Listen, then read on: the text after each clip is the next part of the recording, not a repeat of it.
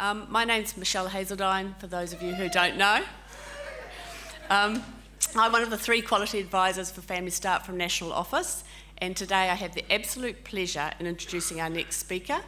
She is the Regional Disability Coordinator for Oranga Tamariki here in Auckland, and today she's going to talk to us about fetal alcohol spectrum disorder, FASD. So a warm welcome please for Rose Hawkins.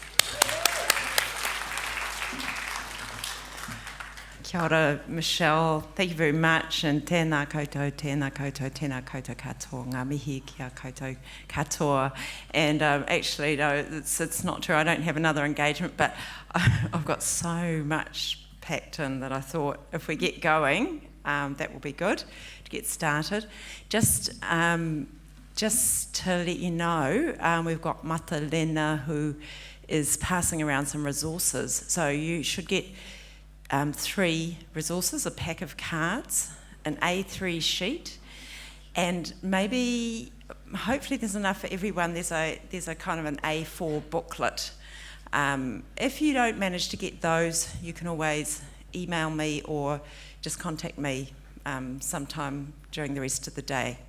And so I'll just give you my email address, which is rose.hawkins@aotearoa.nz. Okay, so here we are, and I'm really honoured to be here on this stage after these amazing speakers. It's been such a good conference. I've been having such a good time. I've been laughing and I've been crying as well too, through some of the presentations. So. And also I share something with Brian in that I went to school in Porirua for 3 years, so for 7 years actually. So we have something in common there, but that's about as far as it goes.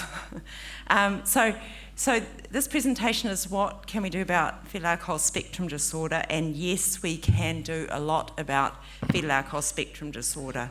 So look, I'm guessing that you are here because you've heard that there's an issue.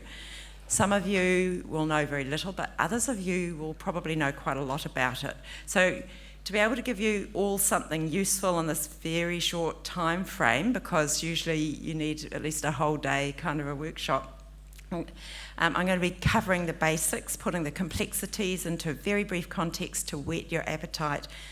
I want you to go away from this very short workshop thinking that yes, there is something that I can do that's going to make a difference to FASD, even if you can't remember what you can do, because if you know that it's possible to do something, then you can always come and ask me or others in the know about FASD, where to get started.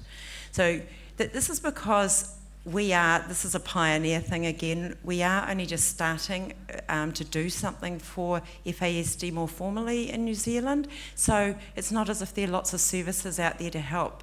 So it is important that we know what we can do can actually make a difference to families and children.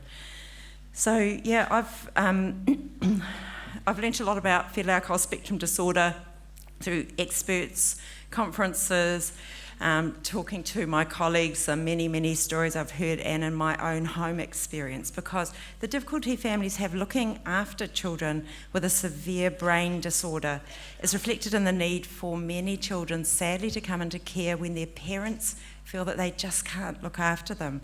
It's just too hard. And I'm grateful to have this opportunity to share my knowledge with you, because we can all be part of the problem, or better still, part of the solution. So here we go, using the technology.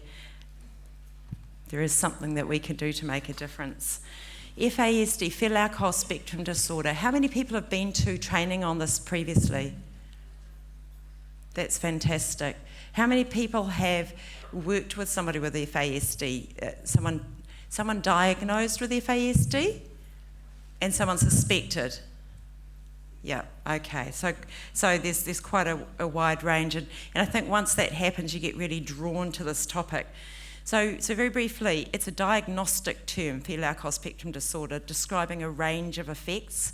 Now the effects that the diagnosis mainly describes is the brain effects, but it can affect physical, mental, behavioural effects. It can have learning disabilities, lifelong implications, and the mother has to have consumed alcohol during pregnancy. So that if you're lucky to have a multidisciplinary team assessment for fetal alcohol spectrum disorder, they'll be looking at 10 brain domains, and that they'll be looking for at least 3 of those brain domains to be severely affected and to have confirmation of alcohol exposure during pregnancy.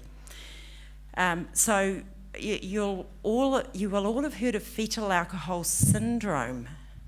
Now, fetal alcohol syndrome was the way that this thing was discovered medically in 1973. This is where it was documented in Seattle in United States. And what they found was a lot of children of women with alcohol addictions, and you can get fetal alcohol syndrome and fetal alcohol spectrum disorder without having an alcohol addiction, by the way, but this was a clinic of women who had alcohol addictions, and a lot of their children were showing these facial features, interesting facial features. So this is how it was initially discovered. It was through those facial features that you would have heard about.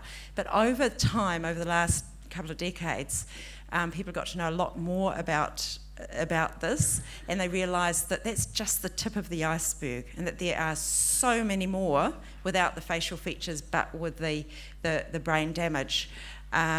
And so, that makes it invisible. And so you'll see that to get that diagnosis, the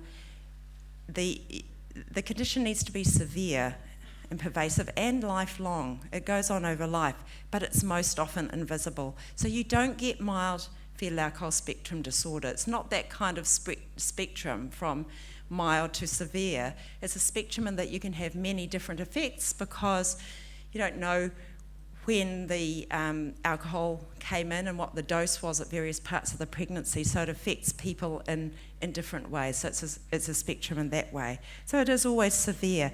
But what we can do for it means that we can help the person with FASD get on with what they're good at. If we can do the right things for them, if we can understand it and we can understand things from their perspective, we can help them get on with doing things so that it might then appear to be mild, but actually no, that's just a person being able to get on with their life because we actually understand how we can be with them and help them.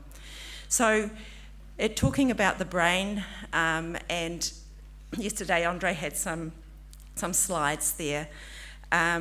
So it's the cortex of the brain, the outer part of the brain, which tends to be most affected. And that's the part of the brain that does the interpretation, judgment, reasoning, starting and stopping activities, thinking, planning, organising, sequencing, all those sorts of things. But the middle part of the brain, the part that is to do with self-protection and reproduction, that tends to be okay. So that's about fight, flight, freeze and sex. That tends to be okay. But it doesn't have all those other things, the judgment, the planning, the thinking, the reasoning. Everybody's affected differently, though, in this way. So our job is to actually help the person with those things that they are actually having problems with and they don't have well formed. So there's a brain-based disorder. It shows up more obviously as the child gets older and as we expect better performance of the child. But I'm telling you about this list for 2 reasons. So one is the younger children that you're working with are developing the skills for these areas, so you need to know about what's potentially coming. And 2, you'll be coming across older siblings and parents with fetal alcohol spectrum disorder, so you need to consider how that impacts on family life. So here we've got, and I'll go through this really quickly, but you've got 60 to 80% with fetal alcohol spectrum disorder will also have ADHD, attention deficits and hyperactivity disorders. So that's a really common co-diagnosis.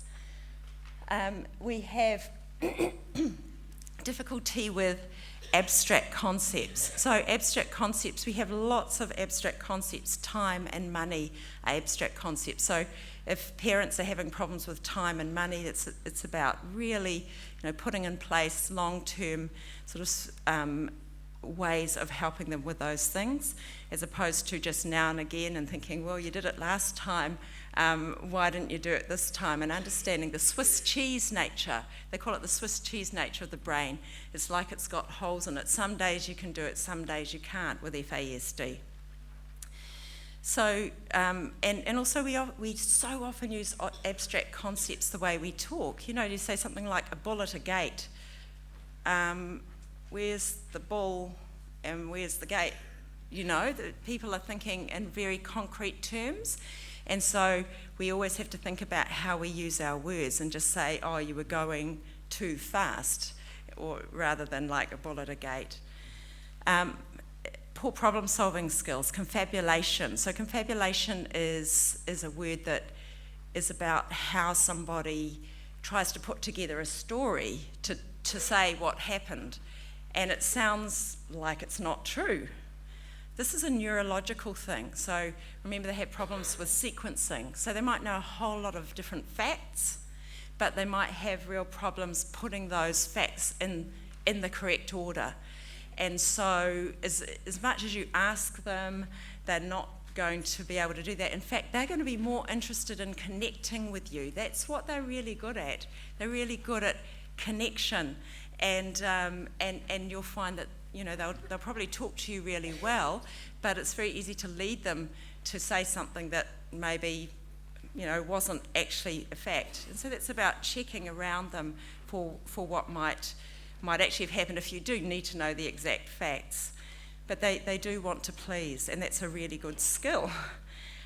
Difficulty learning from consequences, and I'm just thinking, everything in life has a consequence, every action. So if I drop this pen, it makes a sound. I can't stop that. It just does. Everything in life has a consequence. So if you have difficulty learning from consequences because of the way your brain has been damaged, then it's a really severe disability. So it means that anything that you do, you're not quite sure what kind of effect that has. And it's not just a natural thing that comes like that. The person might be able to discuss it with you, but they won't actually be able to feel it like other people feel it. Immature social behaviour, being inappropriately friendly to strangers, making children and adults very vulnerable. This lack of control over emotions, and you can understand why when I explained about the brain, when you've got fight, flight, freeze and sex is all working pretty well, but interpretation about a threat, you might interpret a threat, somebody brushes past you and you might overreact to that threat if you have FASD, because you don't have that interpretation thing going on very, very easily and quickly in the brain. So these things can also be present in adults who haven't got, say, FASD. Just say somebody who never had any problems at all, no ACEs, no adverse childhood events in life, grew up, great family life, great life all around with their work, etc., and has a sudden stroke, a severe kind of a stroke. So a person like that can also pick up some of these neurological effects. So what I'm saying is, when you see children and adults like this, it's actually there to start with, and it's the other things, the trauma that comes after from getting things wrong and people not understanding why you're getting things wrong.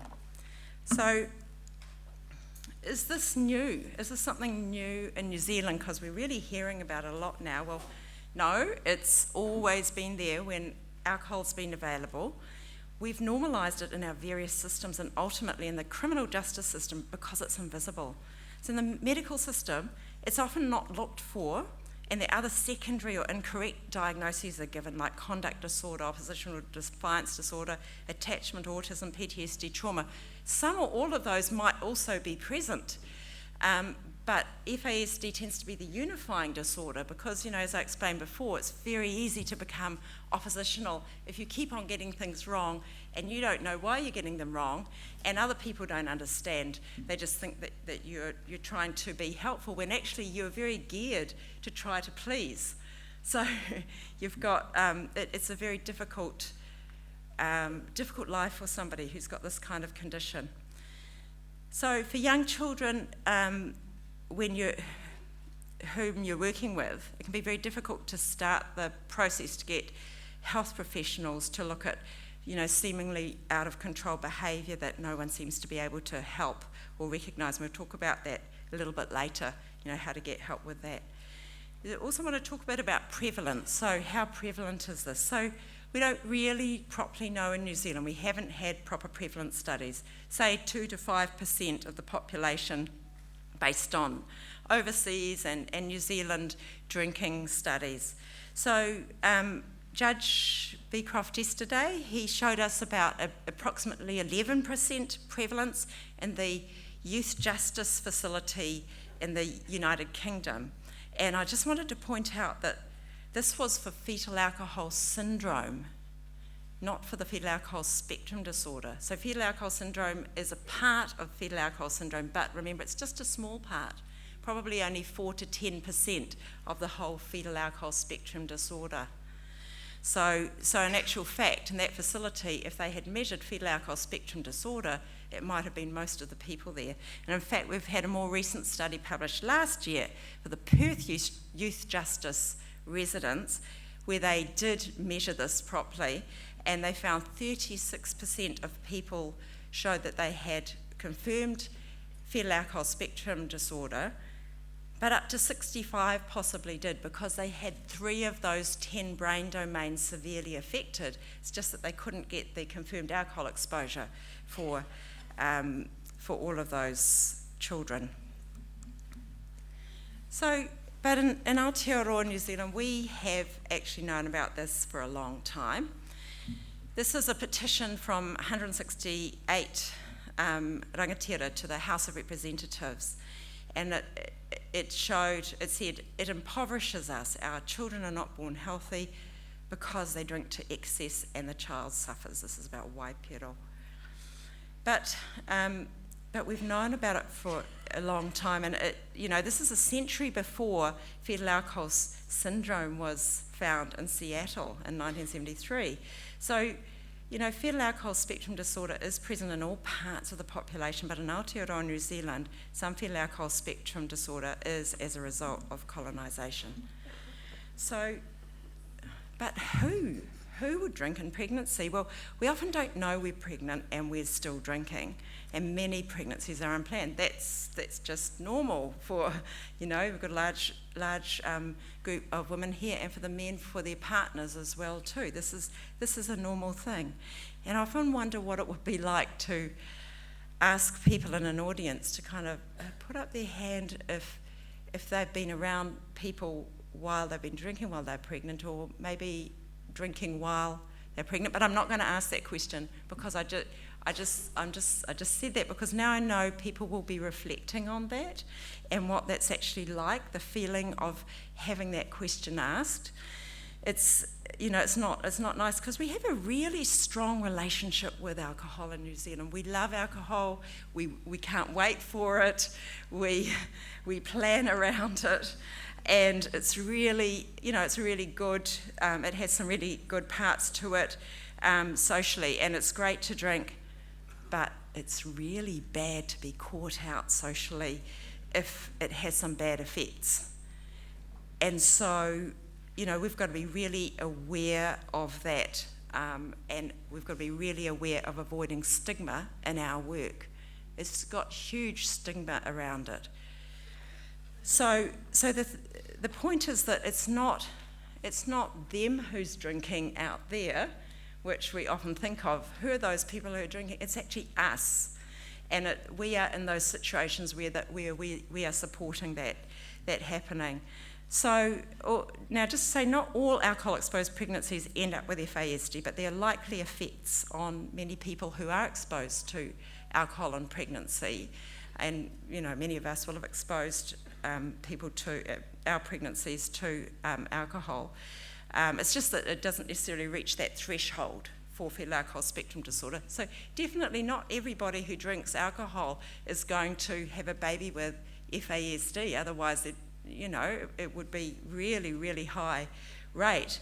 But the problem is when that does happen, it's really severe and really, really hard on everybody in the family. So there are reasons why not every child is affected, and there are various reasons. So the heavier drinking puts the baby at more risk. It depends on the genetics of the baby, the age, nutrition and liver of the mother, and it depends on other factors. One big issue is that the invisibility.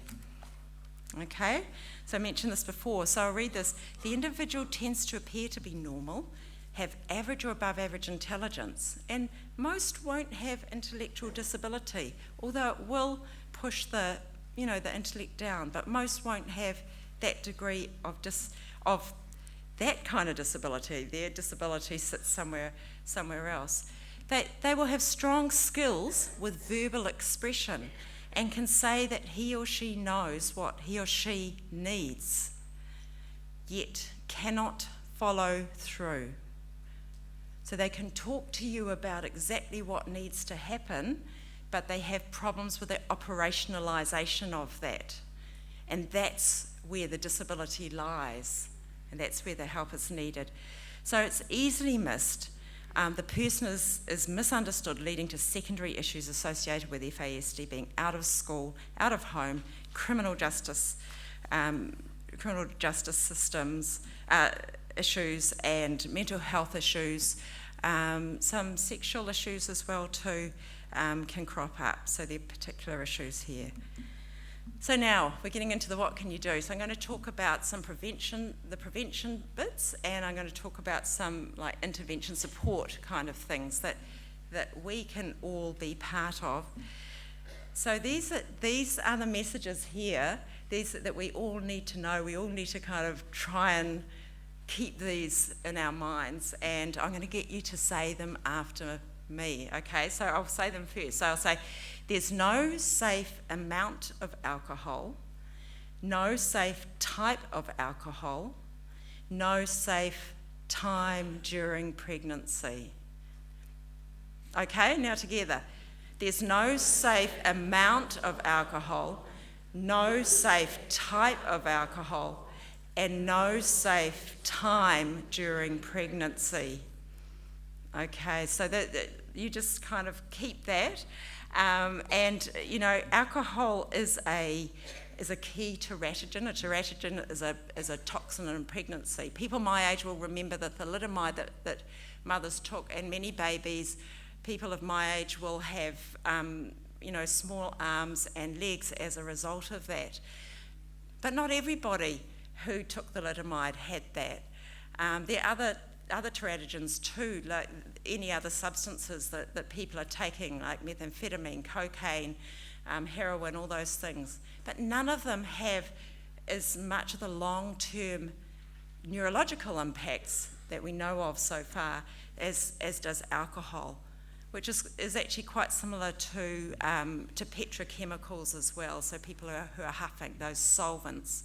So obviously there's a lot more we need to know about it. But I'm just going to play you now a 5-minute video. It's actually really 25 minutes, but it's just a snapshot. And all of these resources are available on our Oranga Tamariki Practice Centre website, although it's down at the moment because we're just kind of updating it, but otherwise it will be available. So let's have a look.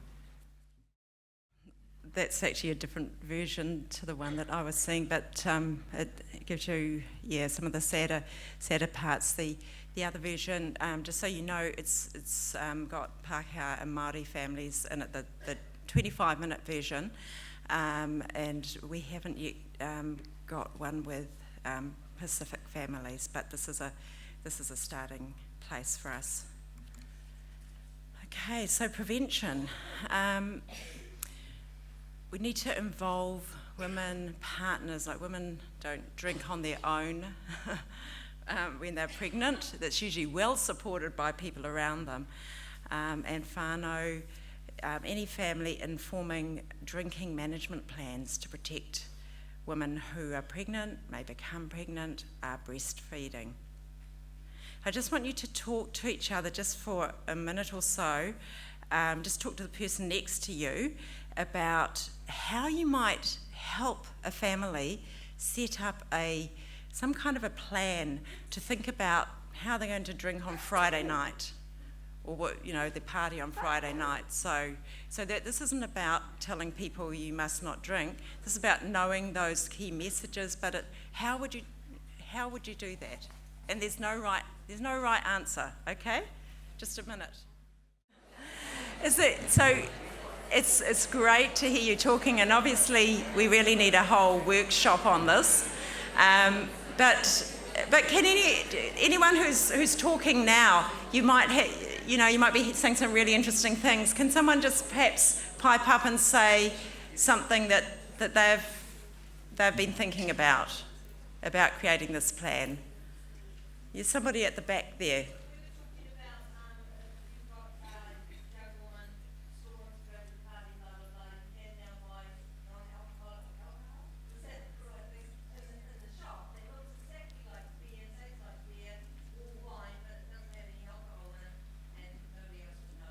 So it's the saving face. Yep.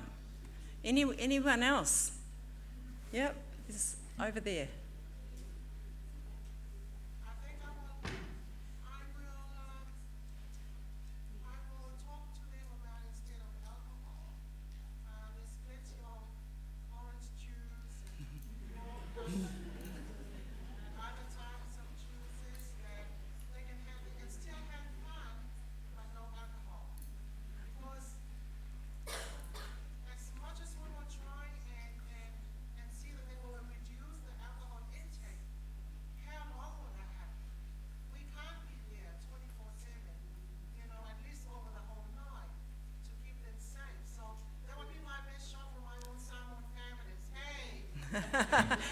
And it does start.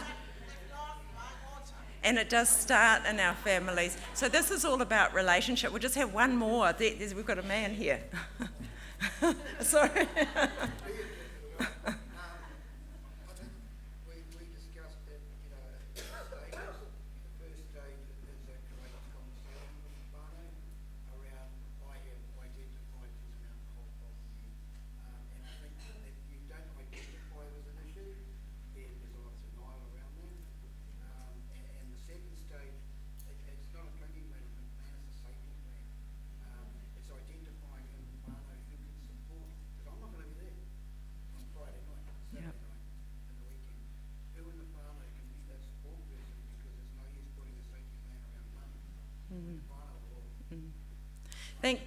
Thank you very much. Yes, it definitely is, and it's great if you can all go home and talk to your own families about how you manage these things, because it's definitely when there's an alcohol problem, but it's also for anybody who's moderately drinking as well too. How do we manage these things? Okay, next thing is when we know the messages about there's no safe time, no safe type, no safe amount of alcohol during pregnancy. So family planning, contraception is one way of managing the, not getting pregnancy and not exposing your baby if people are wanting to have the parties. So just making sure that that's really well covered off. Okay, so now we're getting to intervention and support. So it's about, if you can recognise and record prenatal alcohol substance exposure. If you've got a recording, it means that you can then have the conversations to take that forward with health professionals who you might be getting involved. Again, I just want to say this is all steeped in relationship that you have with the family. This isn't about going in, this isn't about policing, this is about really working with the family. And realise that there are other potential causes of what you might be observing. So you're keeping an open mind, but you're doing this to get started early to make the life of the person and the family better. Because later on, people might not know that this drinking was happening at this time during pregnancy, and that's all lost. Typically, we don't really know how much we drink, and when we're drinking, it's the same with food as well. It's kind of hard to record the exact amount that we're eating unless you kind of recording it the whole way, and nobody really wants to do that. But just want to acknowledge that in your mahi, you're often in the space of being unsure about what the exact diagnosis is at this age, and this is just the way it is, because that can develop over time. The ability to diagnose increases as the person gets older, unless the child has the facial features, and I won't have time to go into those, but they're very specific facial features which need to be measured by somebody who knows how to do the measuring. It's usually a paediatrician, a psychiatrist, it's usually a doctor. They know how to measure them.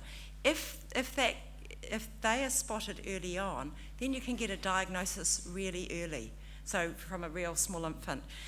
So you're identifying FASD, you don't assume it is FASD, but don't assume it's not FASD as well, because that's where we've been all the time. We've always been assuming that it's not, because, it must be this other thing. Well, if you haven't checked for FASD, you don't really know. So it is about keeping an open mind. Now, these things neonatally in the first few weeks after birth are things that the doctor, well child, Tamariki Ora person may be able to check. And so I'm not going to teach you how to check these things, but various reflexes, hypotonia, the baby might be stiff. These things just give an idea that the central nervous system might be affected. Central nervous system is the brain and the spinal cord, so that's the central nervous system. Self-regulation is something that you'll pick up. So this is a child who's out of control, high distractibility, restlessness, and hyperactivity, severe behaviour problems.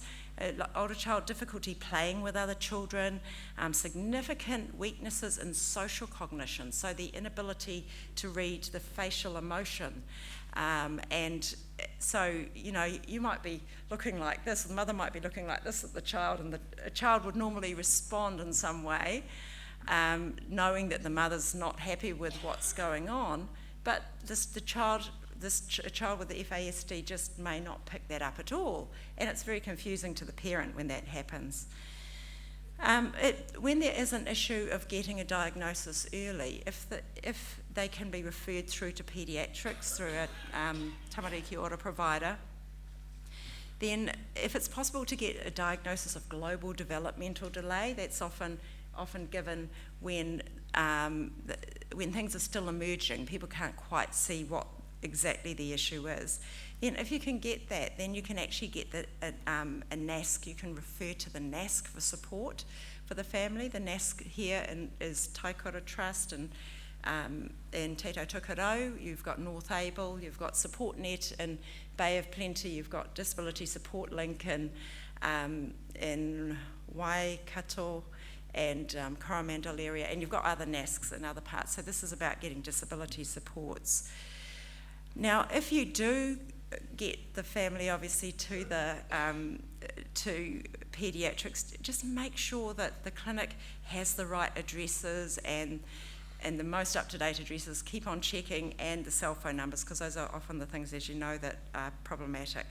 So if it's an older family member, if the paediatrician can diagnose a child or just say that they have a neurodevelopmental issue, then some of the resources that I'm going to show you are applicable across the board. So the generalised resources for FASD and neurodevelopmental issues.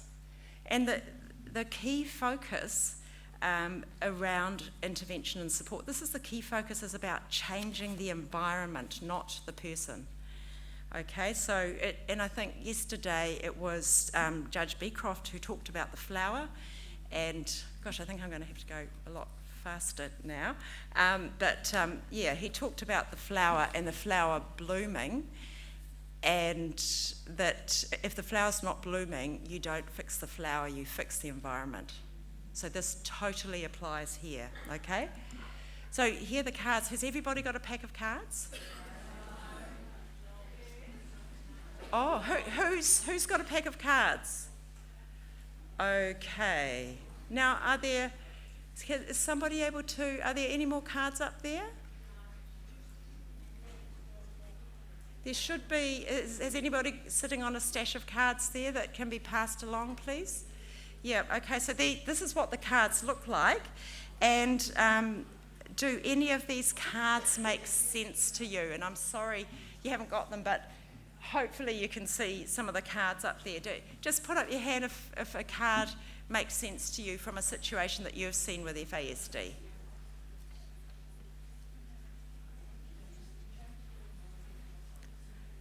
I heard somebody say something. There's someone at the back. Yes. Given because they can't. Do you want to tell us a bit about that, why that means something to you?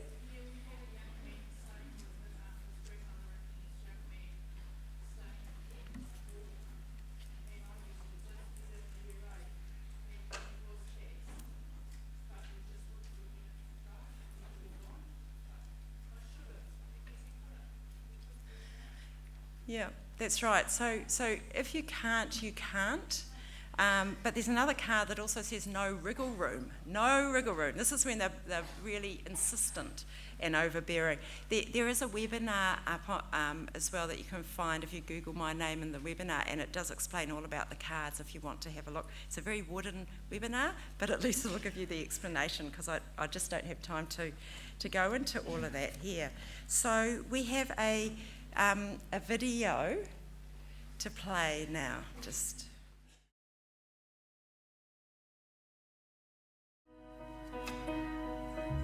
So many of our programs are consequence-based, and of course if you have difficulty learning from consequences, then those programs possibly won't work so well.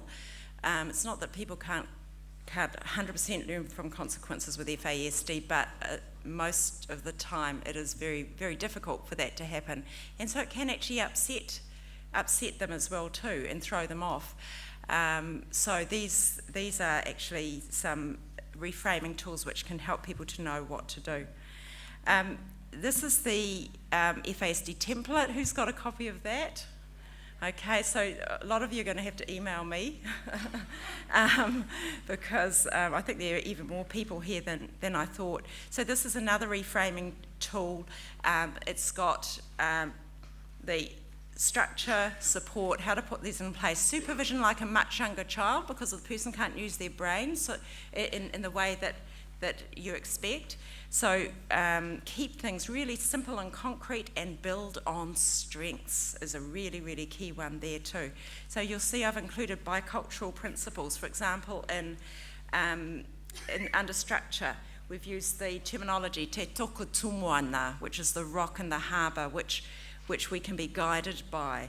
Tikanga and kawa, how are things done in this whare and wairuatanga. So it's more important than just this cold word structure. It's actually how this is done and how this maps out. It's like creating a really structured environment wherever this person is, wherever you go, thinking ahead, how are you going to structure this for this person so that they can get things right over and over again. They don't need to think them through to get things right like other people do.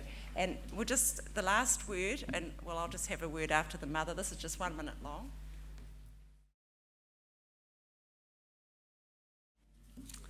It's just so wonderful. And her son's doing really well. So FASD is not new. FASD in drinking and pregnancy are often normalised. FASD is usually invisible, and there is something that you can do to make a difference in prevention and intervention and support. So if you try any of these things, the payoff is that you may help prevent a person being born with FASD, or the family or person with FASD may feel that somebody actually gets it. Okay, thank you very much. Lunchtime.